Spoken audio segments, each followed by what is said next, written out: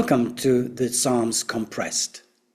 Today we will look into Psalm 6, a heartfelt plea of David here in this psalm, where he cries out to God in the midst of deep distress.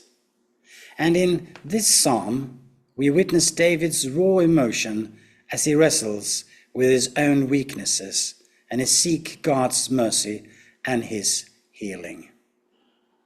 First, David's honesty with God is striking.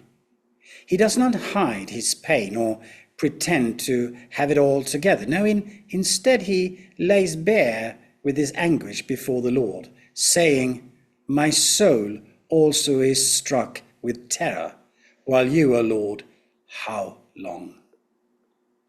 And I think this teaches us that it is okay to bring our deepest struggles before God. He invites us to pour out our hearts to him because he cares for us very deeply. But how often do we really do this? How often are we honest about our inner feelings to others, to ourselves, and to God?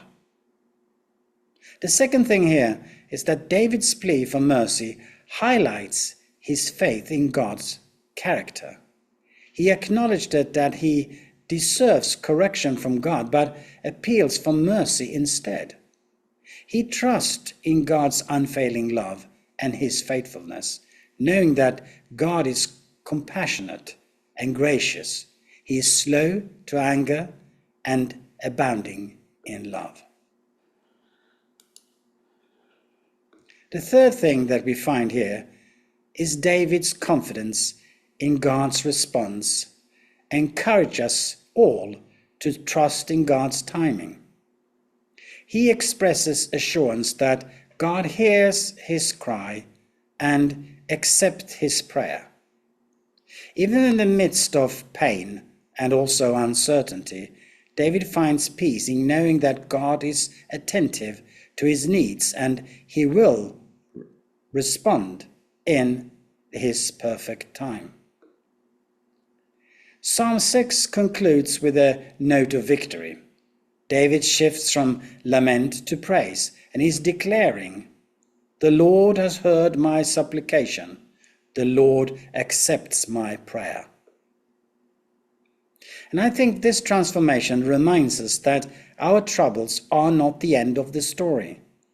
When we turn to God in faith, he turns our mourning into dancing and our despair into hope.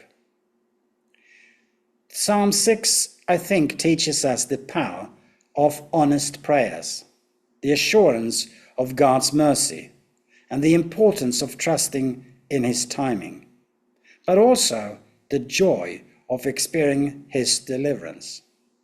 So I hope that we will learn from David's example and approach our Father with the same boldness and with the same faith. Remember, even in our darkest moments, God is near. God is ready to comfort, to heal, and to restore.